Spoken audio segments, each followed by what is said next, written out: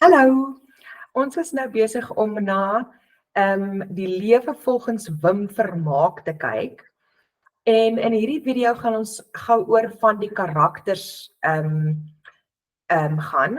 So karakterbeelding van die karakters. En ons begin met Wim, die hoofkarakter. So Wim se familie glo hy is 'n dromer. Hy hou daarvan om op die agtergrond te wees, innemend. So innemend beteken hy hou daarvan om in die agtergrond te wees, maar hy neem in wat hy sien. So hy kyk altyd en neem alles in. Hy voel aanvanklik minderwaardig teenoor sy gesin. So aan die begin,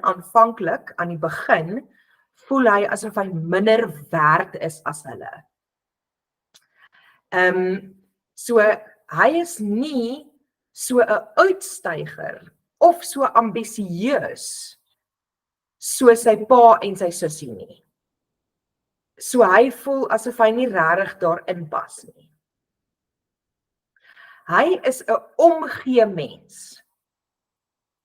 Hy wil nie sy ma se naweek bederf nie, omdat hy besef sy het 'n wegkomkans nodig.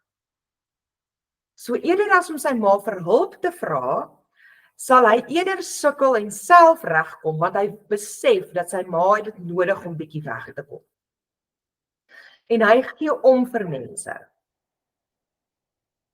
Wanneer hy wel dinge uit selfsug of gierigheid doen, pla sy gewete hom. So hy voel skuldig as hy iets doen wat selfsugtig is. Hy voel skuldig omdat hy nie vir ouma Hantie opgepas het nie. Dis toe sy verdwyn het in die bank. So sy pa het hom betaal om haar op te pas, maar dan voel hy skuldig toe sy in die bank verdwyn het. Okay, Wim is ook naïef. So naïef, hy weet nie wat is 'n eentjie wanneer sy ouma hom daarvan vertel nie. So naïef is 'n ander woord vir onskuldig.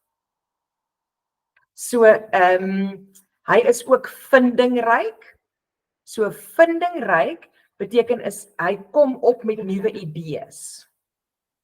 Hoe weet ons dit? Hy red ouma van Josef. Hy sê vir ouma, hy moet opdaterings op haar foon doen. En dan blok hy Josef se nommer op haar foon, sodat sy nie verder van hom boodskappe kan kry nie. So sonder om haar te sê of sonder om haar seer te maak, kom hy met 'n plan uit om sy ouma te red. So dit is vindingryk. So dit is 'n klein bietjie oor Wim self, sy karakter, wie is hy? Okay, dan Maddie is sy tweeling sussie. So sy is baie avontuurlustig. So sy wil as deel van 'n span na Mars toe gaan. Sy is slim en sy is 'n uitstyger. So met ander woorde, sy styg uit, sy kry altyd goeie punte en is altyd jy weet, die top in haar klas en so aan. Sy is selfsugtig en sy sal mense vir eie gewin gebruik. So dit beteken sy sal mense gebruik as dit beteken sy kry iets daaruit.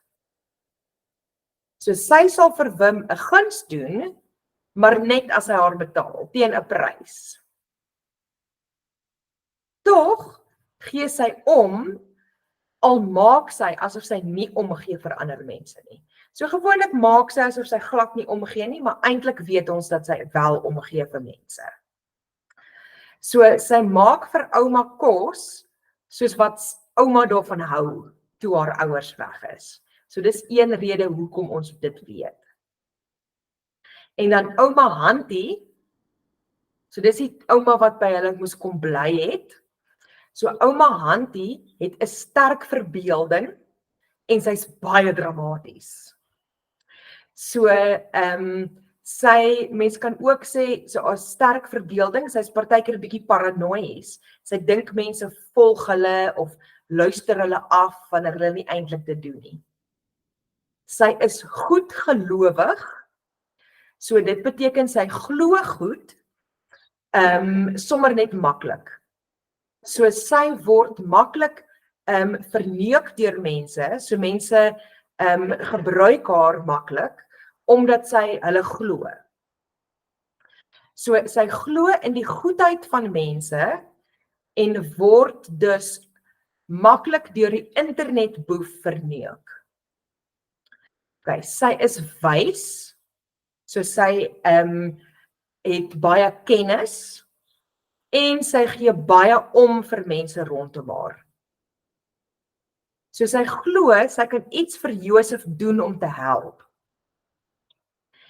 En sy help ook vir Wim sonder dat sy enige iets terug verwag van hom. Nadat haar man dood is, moes sy onafhanklik begin optree. So voorheen het oupa alles vir ouma gedoen, maar nou dat hy oorlede is, moet sy begin leer hoe om haar eie kop te volg en hoe om vir haarself te sorg.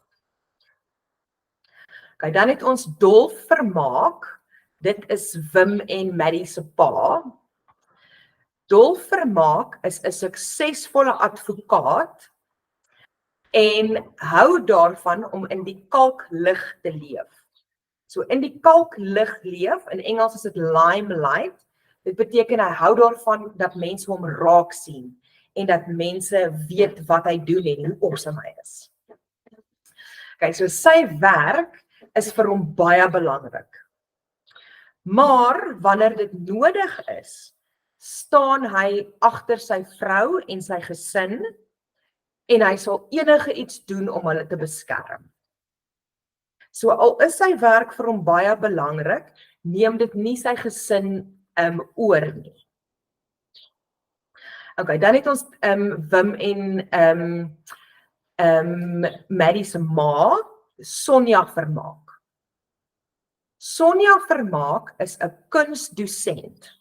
So sy gee kuns en sy kan baie emosioneel wees.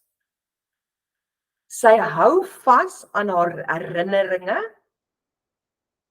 Sy veg vir Harold en gee haar werk op omdat sy voel dis onregverdig dat hoe hy behandel word. Sorry, ek het dit nou verkeerd gesê. Omdat sy voel dat sy onregverdig behandel word. Sy is baie hardkoppig. En sy sal nie dit waaraan sy glo opgee nie. En dan is die waarheid vir haar ook baie, baie belangrik. En daarom sal sy haarself eerder benadeel en haar werk bedank, eerder as om 'n leuen te erken en die studente om verskoning te vra. So die waarheid is vir haar een van die belangrikste dinge. Ek wil net gou kyk, hier so 'n bietjie afgaan. Okay, so ons het in hierdie roman hierso het ons die derde persoon verteller. So die derde persoon verteller beteken ons sien die verhaal deur die oë van Wim. Maar dis nie deur Wim soos dis nie Wim se kamera wat ons deursien nie. Dis 'n derde persoon wat basies soos half 'n spotlight op Wim het en dan vertel wat Wim doen. So dis nie een van die karakters in die storie wat iets vertel nie, Dit is iemand van buite, maar die spotlight is op Wim. Ek wil net gou, okay, so ek gaan in die volgende video gaan ons deur die bou van die roman gaan. So dit is basies 'n opsomming van die roman, maar dit kyk spesifiek watter deel is die deel wat die storie aan die gang sit. En watter deel is die middel en watter deel is die klimaks en die einde. So ek dink ons doen dit sommer in 'n volgende video. So totsiens vir nou, sien jou later.